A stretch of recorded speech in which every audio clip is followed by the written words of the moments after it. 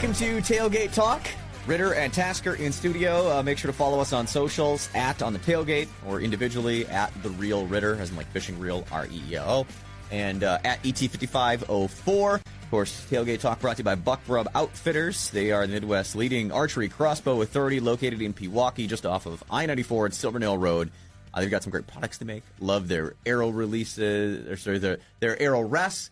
They actually make some releases too. I've got one of the Buck Rub releases. It's like super simple, basic, works fantastic. Quiver. They make all kinds of stuff. Great bows. Check them out. BuckRubArchery.com is the easiest place to find out some of the cool stuff they have. But we got a lot of stuff to talk about this week. A lot of stuff to get to. We're going to talk about smallmouth bass as an invasive species. Came across an article, and that to me is two words that I've never put together: a smallmouth bass, an invasive species. Being a guy that grew up on the Great Lakes and such an avid smallmouth fisherman that I am, I would never think to put that together, but it makes sense in the context of this. So we're going to get to that. Of course, last weekend I was glued for 3 straight days staring at the Bassmaster Classic, and we'll talk a bit about that because I can't not talk about it. But anything you want to talk about, you want to bring up before we get things rolling here, Tasker? No, it's a sports show weekend. That's exciting. It's always fun. I'm glad to have that back. I feel like a couple years ago, that was the last thing that we did, before the whole world shut down. So it's exciting to have that back. I know that's a big staple for a lot of outdoorsmen here in Milwaukee and Wisconsin. Yeah, they were one of the events that didn't miss out on 2 years because they right. happened as everything was happening. So they squeaked in the sports show in 2020, and then the world completely canceled everything 2 days later. Right, and then they just had to cancel 2021 and back for 2022. So. Yeah, so that's exciting. I'm glad that we're talking about fishing. It's getting to be that point. We get all these sunshine days, and a couple of these days in the 60s just makes it feel like spring's coming sooner rather than later. And looks like the long-term forecast is going to be warming up. So, man, I'm pumped. I'm really excited about fishing. I was super excited to go bow hunting. I'm super excited to go fishing now. Tell me about it. I mentioned last week in the show that it's official now. I'm entering the competitive world of kayak fishing, and I'm in, and everything's signed up, locked, sealed deal for. One, think it might be 2, but for sure, definitely one. I'm already in one, but I might be adding a second one, for this year. And I'm researching, I'm studying, I'm making sure that when I hit this tournament, I am ready to rock and roll, which is where I know I'm totally committed on fishing 100%. I can still have a turkey tag, the first weekend in May. I'm already looking past that, know, and I'm focused crazy. On, going out and catching bass. I'm already just nailed in. I need to get the ice off the lake so I can get the kayak in, and I can go start dialing it in and maybe do a little pre-fishing and get it going. Speaking of fishing and ice fishing, I don't know if you caught wind of this at all, but in Minnesota, just outside of Minneapolis, 17.75-inch crappie was iced. 15-inch girth. The thing weighed over 3 pounds. I'm looking at that picture. It's insane. I mean, this thing, and it's a pretty small guy, and I'm sure he's got his arms stretched out and everything. Right. But this thing spans outside of his body. It looks like it might be a teenager or something like that. Yeah. That which is great. That's awesome. Because he watched the fish on live scope and saw it and nailed it up there with a little Tika minnow spoon, clam jointed pinhead minnow. That's what it was. He says he was using. Yeah. I'm looking at the fish and I'm like, that's impressive. I thought that some of the fish I caught in Arkansas were impressive for crappies. The biggest I had down there was just over 2 pounds. That's still a big crappie. Yeah, it was. What was it? 15 3/4. It was just shy of 16 inches. Wow, man. A white crappie, not a black crappie. A white crappie that went over 2 pounds on Lake Greason in Arkansas. I don't know, man. People. I don't know. Some people always like to fish for bass. Man, I'll take any panfish. It's just so fun. Those things fight. Usually, you can get into a good school of them, so you can catch a ton of them. That's my favorite panfish to eat, crappie. Yeah. And I think anyone that fishes panfish to eat would agree crappie is that. That's where it's at. I think for me, my ranking for fish would be largemouth, perch, and then probably smallmouth, and then crappie. Okay. That's kind of my feel. I love perch because I think it's amazing to eat. Mm-hmm. Between that and walleye, it's probably my favorite. Walleye would certainly be in the mix there for top fish to catch, but I feel like walleye is always kind of like a destination thing for me. We were just kicking around the idea of going back to Ohio and doing another one of those trips in summer. So I feel like that's always a destination, but just for everyday fishing, I feel like that's kind of my ranking. I know you're a big smallmouth has got to be number one for you. Not for eating, but for catching, for definitely. Catching. I am by far, smallmouth is like top of everything for me. But it's crazy though to like look at a fish that big, and like we're so super impressed by that here, like in the upper Midwest. Like this is just a monster crappie. Yeah. And I mentioned being down south fishing. Like I was close to that, and that was just like a normal throw it in the bucket. We're filleting that. Like it's wild, man. How crappies down there can grow so much bigger. Yeah. And up here they just don't grow as big. And the same thing you said for smallmouth. Like we've got like giant smallmouth in the Great Lakes. And you go other places, and there's smallmouth down south. There's smallmouth all over the country. They just don't grow quite like they do in the Great Lakes. Even right here in the state of Wisconsin, a great example is there's a bunch of smallmouth in the Winnebago system. Mm-hmm. For some reason, like a 4-pounder is a giant in the Winnebago system. Sure. But that's like an average fish when you're up, in the Bay of Green Bay or, any part of Lake Michigan, because you're used to catching 5-6-pounders. Right. When you're up there. But for some, and the fact that they connect, like the Fox River connects the two. Yeah. It's just weird to me that they don't grow as big in the Winnebago system as they do. Yeah. The forage is somewhat the same. I mean, you have a lot more shad in the Winnebago system than you do, I think, sometimes. I know up in like the Bay of Green Bay and Lake Michigan, they're smelt feeders. I mean, the smallmouth eat a ton of smelt throughout the winter.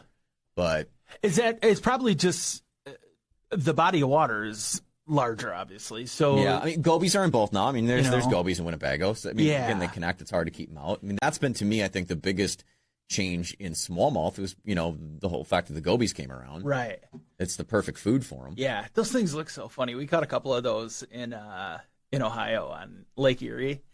And it's always so funny because they've got like these big eyes and they kind of look like a chunky goldfish. It's like a sculpin. Yeah, it's funny. Yeah, really, in the ocean, it looks like a sculpin. Basically, it's like a freshwater sculpin. Yeah. All right, so we talked about bass. Why don't we transition right over that? Because I've been itching at talking about the Bassmaster Classic, and I was mind blown at the attendance. This set the record as the biggest Bassmaster Classic, the most attended ever. Final number, 154,932. That is There were 68 insane. people shy of 155,000 people. God.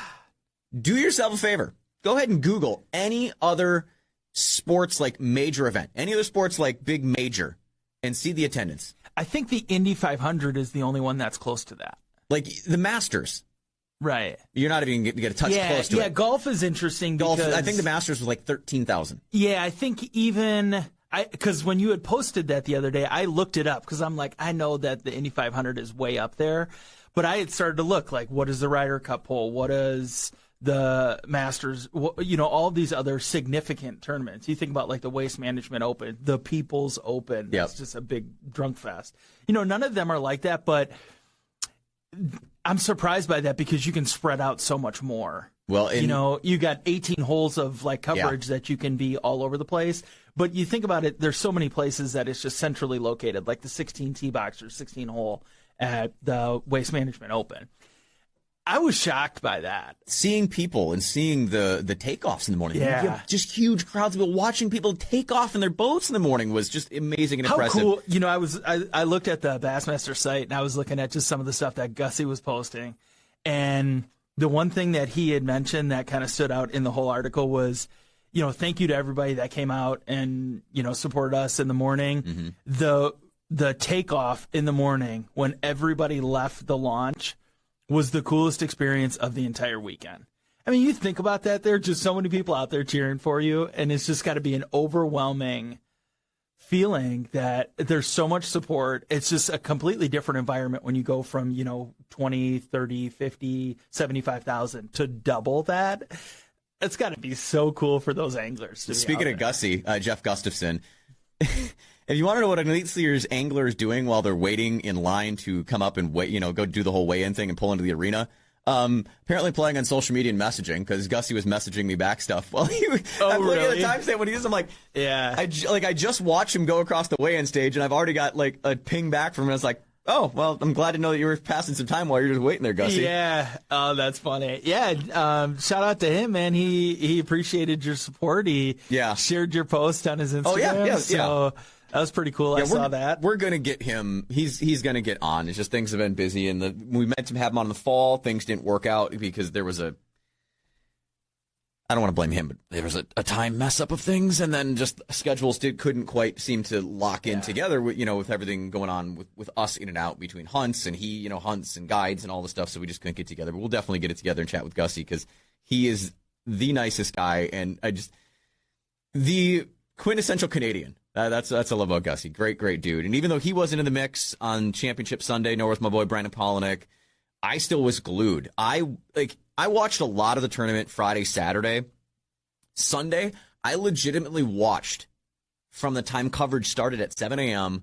through the entire weigh-in. It was on my TV or like my phone watching. I couldn't look away. It was so exciting. And it was one of those things where I was like, okay, I realized that I am definitely a fishing nerd. Right. That like I'm getting into this. Like, because I could never watch golf like that, but I can watch fishing. But it was just so interesting because it was so close. Like, you didn't know who was going to win. And, like, the commentators, Zona and those guys the whole time did such a, they've got Bass Track, so they've got their estimates of who's where and what's what. It's all an estimate. You can't believe it. So when Bass Track is that close, and that there's guys that are sandbagging because it's entered in by, the marshal or, whatever. So it might not be exact. So you're going into going, holy crap, who's actually going to win this? Yeah.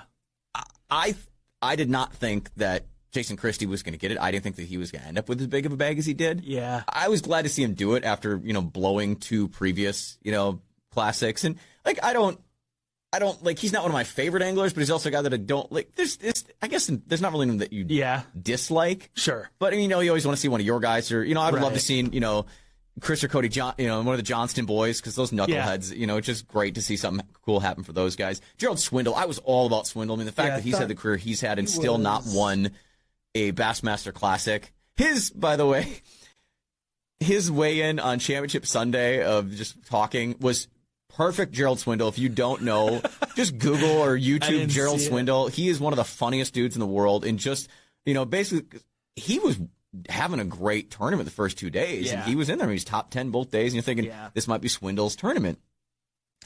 He made some reference to, like, it's that lake to him was like a girlfriend. Sometimes she's loving up on you, getting on things, and the other days she's, slashing your tires and setting the truck on fire. Like, it was just, man. It was so funny. But I got thinking about this. Okay, so they started live streaming bass fishing. They mentioned it was on Fox. It was on FS1. What other outdoor sport could you watch live streamed? Like, I watched an entire fishing tournament, and I watch a lot of the Elite Series tournaments. Is there another outdoor sport? Because the only one I could think of that they could turn into like a sport would be something like pheasant hunting. Yeah. Where you could, set it up where there's different teams in different fields at a game farm, essentially. And, these guys work through a field, and there's some point scoring system or something, because you could have a camera following each one of those and bounce from field to field via live stream. Like, that's the only sport that I could come up with in my head that could have enough action and enough different things to make it interesting to watch. Yeah, in terms of true, like, outdoor stuff, there's no way you could watch a hunting live stream. I mean, you'd just be sitting there, and even if there were deer, it's just there wouldn't be enough there. I mean, I guess I don't know. That would have to be it. It would have to be something, a bird hunt of some sort, because it's, it's constant action. You got dogs that are kicking up birds and everything. I don't know how else you'd do that. If you can think of one, that's kind of the question I have. If you can think of another outdoor sport that you could watch live streamed and maybe how they would do it, you can hit us up on socials @On The Tailgate. If you're listening on the iHeartRadio app of the podcast, there should be the talkback feature, a little microphone. You can hit talkback, and you can actually send us a little talkback message there. So I'm just curious if you can think of another outdoor sport that could be live streamed that you could watch. I was warned about that talkback button. You need to be careful of the things you say in the talkback there. The program director of FM 106. She had posted something about it, and I had replied and commented on her post, and she's like, "You watch yourself, Mr. Tasker." I almost immediately sent something in. Don't be inappropriate. Or be inappropriate. Who knows where this is going to go. Yeah, so. For this show, anything happens. But, again, the question for you, if you can think of another outdoor sport that you could watch live streamed, hit us up on socials @On The Tailgate. I'm @The Real Ritter, @ET5504 is my man Eric Tasker. I came across an article early this past week that I thought was very interesting because it was referencing smallmouth bass as an invasive species. I'll set up the story here. A Montana State University student hooked into a bronzeback. And you're thinking, okay, well, whatever. Well, he was in a river that was not far from Yellowstone National Park, part of the Yellowstone River watershed. And apparently smallmouth are obviously not native there. And that's an area that's a huge population of like cutthroat trout, and they're already a struggling, thing. So they're thinking at it going, wow, well, smallmouth made it up into here. If smallmouth take over this portion of the river, they could absolutely decimate the trout population. If you think about a smallmouth and what it can eat, I mean, it's going to pound a bunch of small trout fry in a very delicate balance of things. So I'm like, holy cow, I'm reading through this, and they're basically saying that the smallmouth is an invasive species. And the student that caught it was now regretting having letting the bass go because, now I've put, basically put this one back in. Yeah, it's like releasing the dinosaur back into the wild, right? After it's, already taken, the guys at Jurassic Park. It just was weird to me to think of a smallmouth as an invasive species, but yeah, in that situation, but how did it get there? Like, why is it there? Smallmouth don't necessarily thrive in super, super cold water like you can typically get in that watershed in there in the mountains in Yellowstone. But if you think about all the temperatures lately, things were so warm. And I remember last year, they were going out and saying guys that were trout fishing out west, being like, you just don't fish. That's the best thing. Don't go trout fishing because you don't want to stress the fish at all because the water in those areas, the water temperature got so high, the fish can't handle any stress in those warm water temperatures. Well, obviously that's got above that like super cold smallmouth don't want to go there. So it's made it where they're like, oh, hey, there's water that we can still tolerate. We're going to search what's up here. And they found their way up into that system. So it's going to be interesting to see if more are caught there and just kind of how that works out. But it's just still so weird for me to see smallmouth bass be looked at as an invasive species because it's my favorite. It's my bread and butter. It's the species that I love to catch. Yeah. You were saying that, they're out there eating, some of the smaller trout that are out there, but they were saying that a 10-inch smallmouth hit a 9-inch trout. So they're even attacking fish the same size as them, essentially, which just makes that issue even bigger, especially when you factor in a trout population that's not thriving and that's not doing as well as it could be. To have these other ones that are taking out 10-inch fish, it just, who knows how much that could replicate, over the course of that population there. So here's where I'll ruffle the feathers of the trout anglers, then start catching smallmouth on the fly. Yeah. I'm just saying, I'm not encouraging them to decimate the cutthroats and all that sort of thing. However, I'm just, going to purely look at it from a fun experience side going, I mean, it's also pretty freaking cool to catch a smallmouth on a fly. What goes, the opportunity to catch trout there's now a new opportunity to catch a much harder fighting, much more fun fighting smallmouth bass potentially. I'm just, if that were to be, if the smallmouth were to take over the section of the river, I mean, I'm going to look at it as, yes, it would suck, but yet there's a whole new opportunity for something even more fun in my eyes. Yeah. For anglers to experience there. Again, not encouraging like, oh, smallmouth should come in and just like eat all the trout and, smallmouth are better than trout. I'm not trying to say that. Maybe sort of, but. That's fine.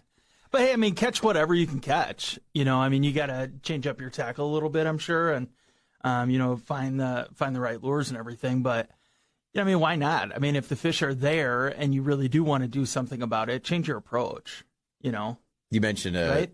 10-inch smallmouth eating a 9-inch trout. I've got video somewhere on my Instagram, and I feel like maybe it's been on the show's Instagram. If not, I'm gonna have to try and get video of it up on there. But I had a 20-inch smallmouth get attacked by a muskie. Mm-hmm. I mean, it was I'm gonna guesstimate it was 50 or close it was 48 or 50. It was right there. A muskie hit my smallmouth and just hung on to it, wouldn't let go. And this was actually up at Ballard's when I was up in Canada. Yeah. Had that happen, Gary was standing right there in the boat with me. He's just like mind blown of what happened. And then the fact that after fighting that muskie didn't want to let go for a while, the muskie finally let go. It wasn't hooked, just the smallmouth was. The smallmouth still alive, swam right in, netted it, caught it, everything. Yeah. Released it right away. It was a week later on that same stretch of shoreline. Gary had run back in there with another set of clients because that was what when I was up there with him that time, and most of the time I think when I'm there with Gary, we go exploring. I think he likes having me up there because I'm not like, it's not putting on a show and catching fish for a client. I don't mind if it's a slow fish day, if we're going searching for things, because to me that's more fun. Like, well, let's go scout. Let's go find some stuff. So this was an area that we were kind of scouting, found some stuff for him, found a pattern.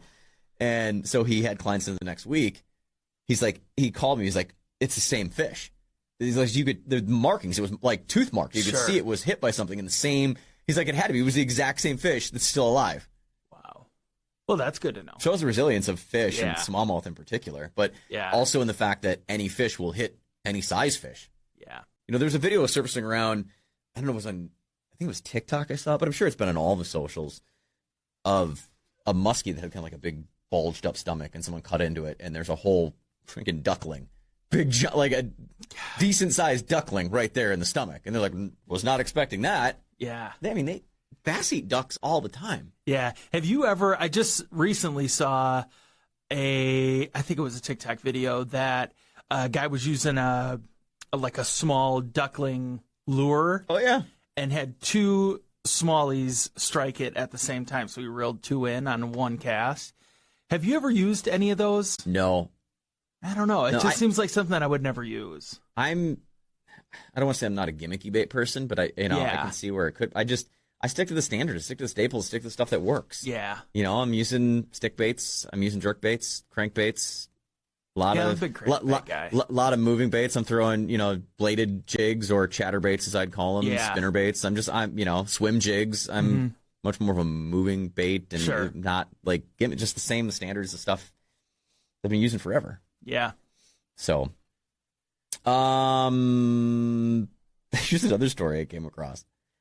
Speaking of muskies, a dude threw the ice on a tip-up, rigged with a shiner and a single hook, pulled up a 45-inch tiger muskie. 25 pounds this thing weighed. This, of course, tigers are the hybrid between northern pikes and muskies. This was in Pennsylvania.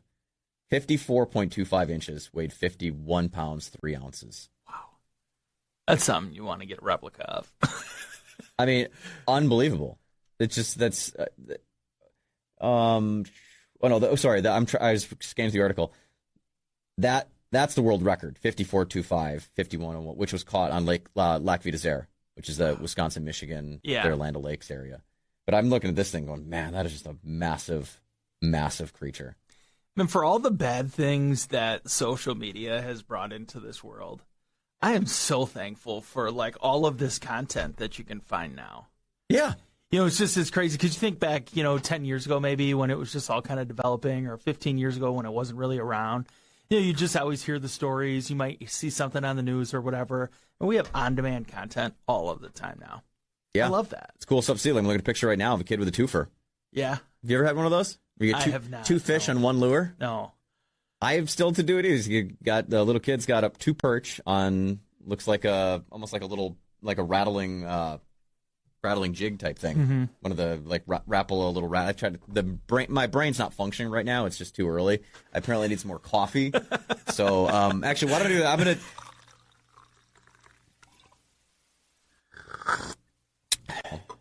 It's just one of those days. I don't know if it's like the fact that spring's here. The whole daylight savings is this weekend here. So like I'm looking at. Sunlight's going to be going later in the day. Spring's coming. It's been warmer here in and around, southeast Wisconsin, really the upper Midwest in general, that it's like, okay, ice is coming off. It's spring. It's getting there. I'm getting excited. Yeah.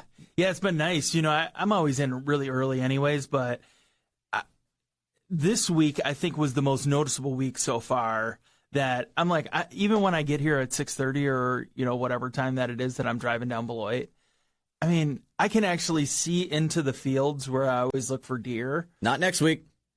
Not next week.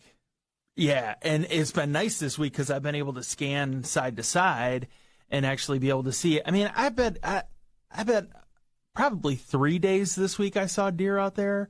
It's nice because you don't have to be as panicked about it because it's not dark and you can actually see kind of out of your peripherals. But I want to say... I mean, I don't know this for sure, but there was a guy that was walking through the fields over there. I wonder if he was shed hunting. Could have been. Or just walking with a dog, and there's a lot of people doing that right now. Yeah. As much as it sucks to hit a deer, if you're on the lookout for deer jumping in front of you, it's also just as bad to hit a turkey with your car and with a stick. as one mail carrier in Sacramento just found out recently. Did you see about this? I didn't know. There was a group of turkeys that were absolutely harassing this U.S. Postal Service mail carrier, and he got fed up with the turkeys, and when one of the big toms came at him and attacked at him, he smacked out of the head with some sort of stick or club. Now the California Fish and Wildlife is investigating it. Oh, come on. Because he killed it. He killed the turkey. Of course. Boom, smacked right of the head. Shouldn't have been messing around. Well, I think right here in southeast Wisconsin, in Milwaukee area, I live in Wauwatosa, Wisconsin. We've had, it's been known, they've got their own Facebook group, the Wauwatosa Turkeys. There's a group of wild turkeys that, roam around in and around, the downtown area. Yeah. The Wisconsin Department of Natural Resources just eliminated 2 of them. Eliminated? For over-aggression. Okay. They eliminated them from the flock, and apparently they were moved and transported to a local food donation place. Oh, so they're dead. I like how they say eliminated as they have to gently broach the topic. We've relocated them to a food donation location. This is always funny, the crazy words we come up with things. But, yeah, turkeys, man, they can be absolutely, vicious. But to me, not as vicious as Canada gooses is. Them things are terrible. I'm not really a fan of birds in the first place, but yeah, geese are the worst. Geese are terrible. Yeah. And you want to talk about an invasive species. You're right. We mentioned, smallmouth being looked at as an invasive species in Yellowstone National Park as they've been found on the river. We talked about that a little bit earlier. Canada geese, anywhere that because they've adapted so well to taking over and living in the urban landscape. Mm-hmm. Golf course is a perfect place for them to live. They've adapted to living in urban environments so well, and they've continued to breed and continue to grow, and there's just not as many opportunities to hunt them because they've figured out, I don't want to be in urban places. It's easier for me to go into, the cities and live there, and I can be safe. Yeah, you think about that, though. I feel like there's a lot of things that are getting out of control in terms of population. I know a while back we talked about the sandhill cranes. Where those things seem to be everywhere. And we keep wanting to hunt them, but, National Crane Society in Wisconsin and all the fights that they put up with that. It sucks that I don't think we're ever going to get crane hunting in the state of Wisconsin. Yeah. It would be great if we could. Just don't think it's going to happen. Yeah. Leave the fish alone. Go after the birds. That's what I say. One thing I feel like we didn't talk about yet, really, as we've gotten, along the transition to spring and stuff, trout fishing. I remember last year talking about it. You picked up a fly rod last year. I did. It's been staring at me in the garage. Are you going to take it out and, kind of work on it and start thinking about slinging a fly here as we get towards, April, May? I know, the conventional wisdom says late spring is the best time to get out trout fishing, especially for larger fish. But, where we are here in around the Milwaukee area, there's great trout fishing year-round. Yeah. You can go hitting the rivers right now and catch steelhead and browns because we've got the different varieties that they're constantly running up and down the rivers. Yeah. In fact, the best places to fish for trout, and they're talking mainly just stream trout. Travel Wisconsin's got their list out. Yeah. They say the Kinnickinnick River in River Falls. This is where I'm terrible. In Cable, Wisconsin, the Namekagon River. Oh, yeah. So non-Wisconsin. I swear, born and raised here. Apparently, I can't pronounce it. I just don't want to butcher it. St. Croix Headwaters in Lynn Springs, Kickapoo River, West Fork, and Viroqua. That Viroqua area, just beautiful. Go visit it. That whole Cooley region. Oh, yeah. It's one of the gems of the entire state. Yeah. Pike River, Marinette County. I've fished up there in the Pike. Brown, rainbow, brook trout. And Black Earth Creek in Cross Plains. Cross Plains, yeah. That's Cross Plains, Madison area, central part of the state. Yeah, so Madison's got a couple hot spots there. So there's some areas, give you some spots you can get that fly rod out. Yeah. Yeah, I remember, I think back all the time to when my grandpa was around, and, we kind of grew up on the border of Milwaukee and Glendale, and Clutch Park was always our spot. But, that it's just it's not like we're giving away any secrets here. Everyone goes there, yeah. That's got to be the most well-known trout and salmon fishing spot right at the falls there. They did a lot of work to kind of open that up. It's really clean it out. Yeah, it's a nice park. It's really pretty. The fact that you can wade all across the kind of little island in the middle, and yeah, and I just think back to when I was little. I had got my first pair of waders, and I was so excited to go there. They're these big, bulky rubber, not any of the nice neoprene stuff that we have nowadays. And I would go there with my grandpa, and It was never like that as a kid. There might be 4 or 5 people that are fishing there, but I haven't even gone back really, except to just drive by to see if you can see them swimming up the stream, trying to get up over the falls. But it's just, I wish that was always kind of like that childhood memory that I'd love to go back to, but I just know that it's so overpopulated, and it's kind of a bummer. But fortunately, we've got a bunch of other spots, as we talked about last year.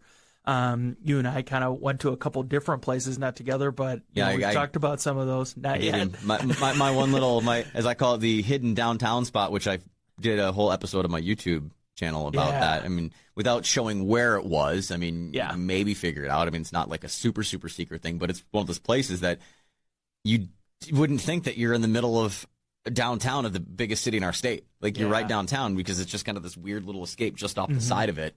That's a really cool spot. I would like to get out there. I wanted to do it this past fall, but, as we talked about, and if you listen to the show and follow it along, I got a little too addicted to standing in a tree and looking for a certain deer. I love that for you. It's not going to happen next year. I've taken so much crap for, not arrowing a deer this year and spending so much time in the woods trying to do it. Yeah.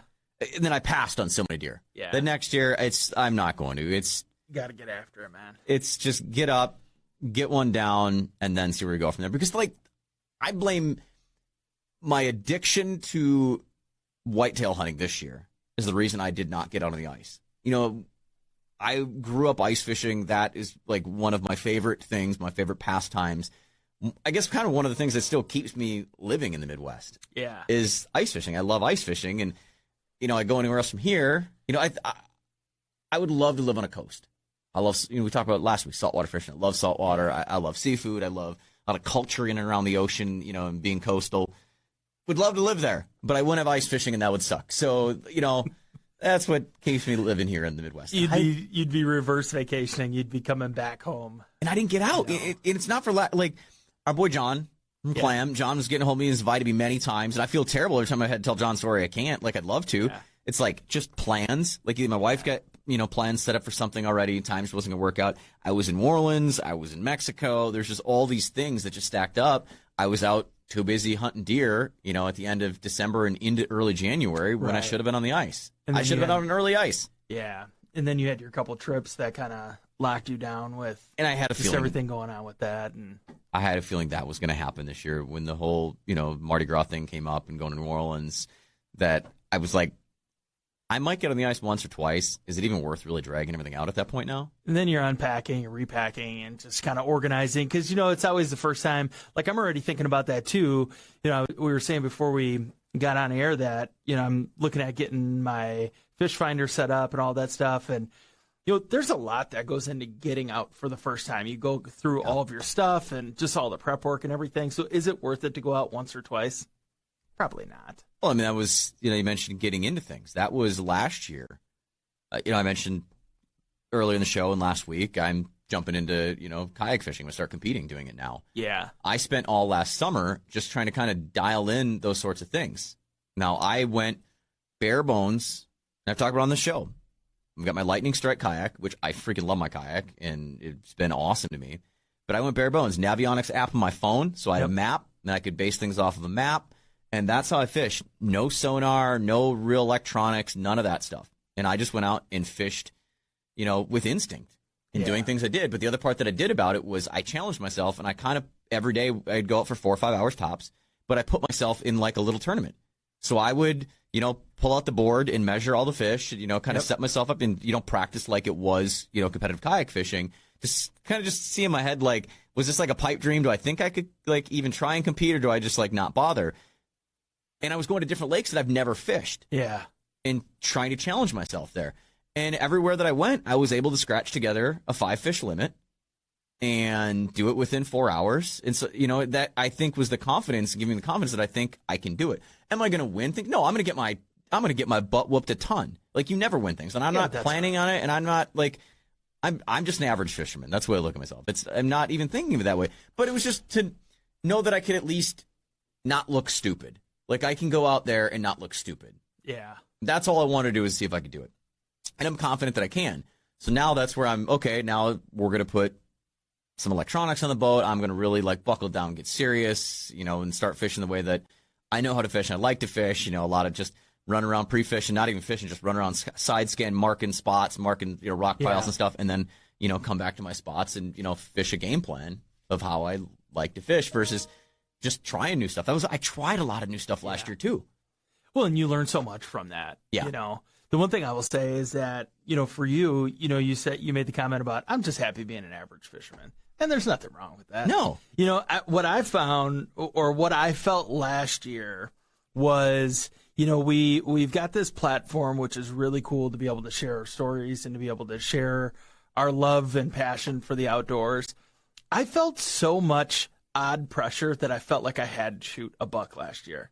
Just because I wanted to have that story to tell with everybody.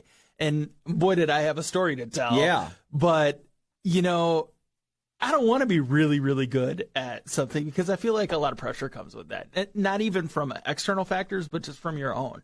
You want to be able to, pull together a good day in this tournament that you're doing. Yeah. Or, just going out and being able to have those stories that you can share with everybody and, with me, with your wife, the kids.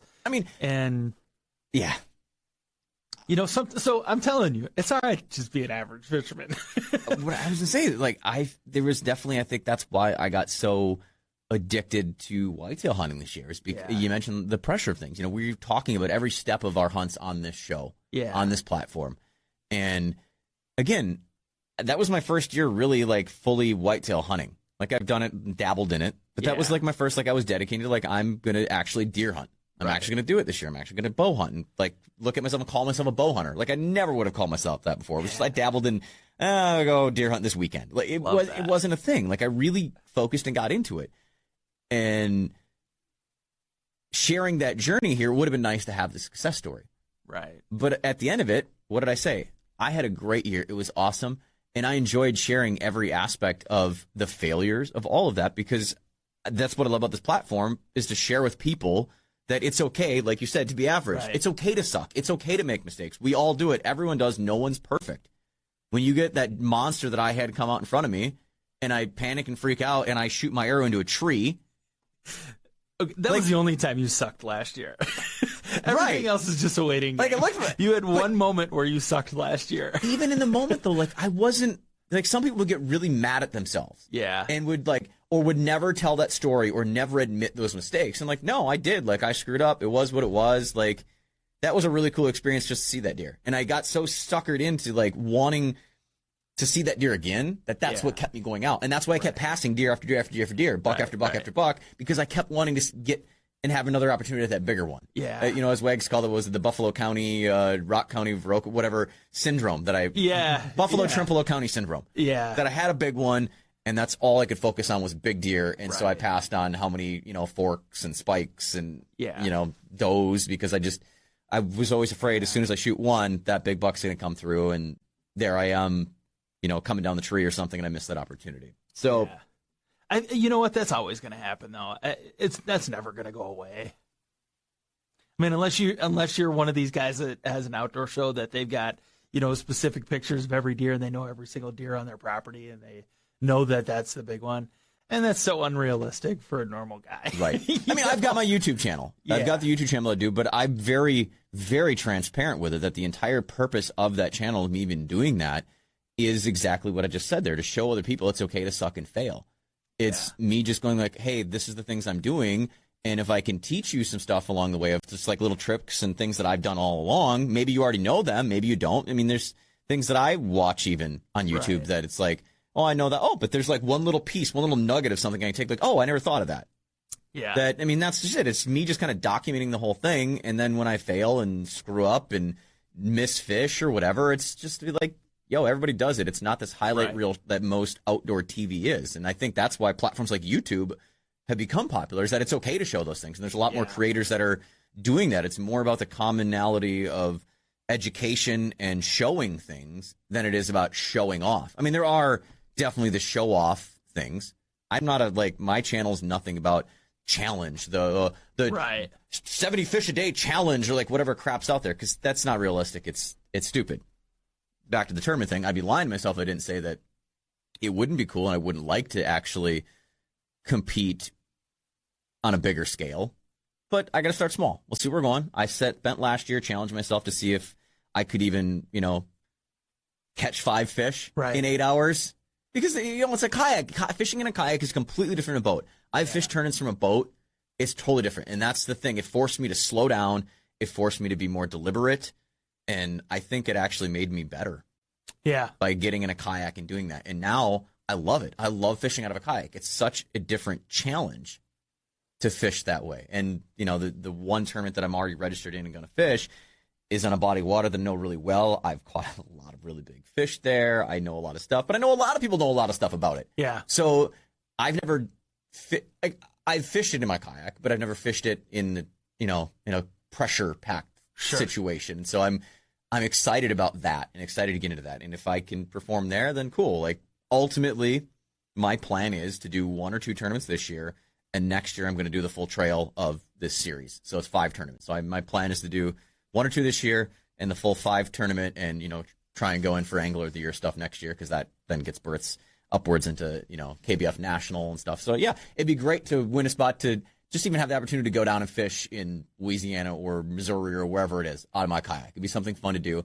And I'm grateful to have the wife that I have that's committed to that. That's the whole point of we plan to have, get a camper next year. And she wants that for me to be able to, we can pack with the whole family and make it a weekend. And go places. The one tournament I'm in, we've rented a house on this lake, so we're bringing the whole family, the dogs, everything. We'll go up, a day or 2 early, can hang out as a family. Just, I have my one day to fish, and the next day again, family day. We're making a whole family trip, and I think anytime you can get the family involved in the things that you want to do, that's what makes it so much more fun. Yeah. Talked about trail cameras last fall. You had the whole family going out checking trail cams. Yeah, it's a memory, and it's something that Sherry knows that I am so passionate about it and that I love deer hunting. I mean, a couple weeks ago I was saying that she told me, why are you still watching deer hunting videos? It's cool to be able to share some of that. I know she's not going to go sit in a tree stand with me and I don't expect her to do that. But having that respect or that understanding or appreciation for what I do and what I love and what you do and what you love, and to have those opportunities and, just kind of talk through that. I mean, it's all about transparency, just kind of talk about it, plan for it. And, whatever they want to be a part of is amazing. That's why I love this kayaking. I mean, I was definitely not a kayaker, as I told my infamous first time kayaking story. But you know what? I love that because Sherry can get out on the kayak or, if her daughter comes out with us, she's got her own kayak as well. So they can go off and do whatever. I can bring my fishing stuff and we can have a great day, and everybody does what they love, which is being on the water. My wife, stand-up paddleboard. She loves stand-up paddleboard. She's got her paddleboard. So we've done that quite a few times. We'll both go, I'll bring the kayak and she's got the paddleboard. Usually our little guy, he'll jump in my kayak with me because it's, big enough and he's small enough yet that, I just pull my foot pedals out and I just paddle, hardcore old school. But yeah, we'll see. I've seen people do it and I might try it with him this year because he's just getting a little bit bigger that I could almost, because when I'm taking him out, I don't take my full crate. I'm not having 8 rods with me so I just bring, 2 rods basically. But I could set up basically a seat in the back where my crate and stuff would be. And I could almost have him just sitting in there, sit behind me. Right. Or we could sit back to back. Then I can throw my foot pedals in so I can, pedal along and we can motor fish. Around and, so that might be what I try a little bit this year now that he's just a little bit bigger. He's actually getting super into it. We've been having conversations about, Daddy, we're going to go fishing and catch fish. So he's in. I can see it now. Dad level, I'm super excited. I can see the Instagram picture coming. It's going to be you facing forward. Him facing backward. He's going to be backwards. And you're going to have one of those monkey backpacks with the tail attached to you so that if anything happens, you could quickly grab him. Right. He's going to be tethered to you because you won't be able to keep an eye on him as much. But he'll always have his, his life vest on. We've always got our life vests on when we're in the kayak and stuff like that. So, yeah. And I'm lucky my wife she loves to fish too. She is a stick. Yeah. I'm glad my wife doesn't fish with me a lot because she whooped me. She's a stick, man. I'm lucky. That was one of the things early in a relationship and dating, she would fish with me. And her dad was a big fishing guy and we'd, fish together and stuff. So yeah. It's always great when your family does the things in the outdoors that you love to. Yeah. Makes getting out there and doing that stuff that much easier. Yeah. Yeah, no, my father-in-law, they're up kind of in the middle part of the state, and, I know that he fishes quite a bit up there, just goes out. He's got a fishing boat, and, he'll try and get out every once in a while, but it's always nice when we go up there because I always want to fish, but it's nice to go up there and do that with him. They've got the little fish feeder at the end of the pier that they've got a ton of, a variety of different panfish and some bass and some catfish and stuff that are there. But it's nice to go fish that body of water with him because he kind of knows that, we can go out and we can cast quite a ways out just even from the pier, and, sharing that time with families, it's always great. It's always nice to have that to look forward to every summer. I don't know, man. It's cool to share that stuff with family. Get the family, the dogs out, get doing some shed hunting of what sheds may be left, and enjoy the outdoors at some point here as the weather continues to get warmer as we work towards spring. And we'll be back next week. We're going to wrap it up here for this week. I think Wags might be joining back next week. We'll see how that all shakes out. But be sure to follow us on socials. It is @On the Tailgate, at The Real Ritter, at ET5504 if you want to follow myself, Shaun Ritter, or Eric Tasker. Till next week. Catch you on the next one. This is Tailgate Talk.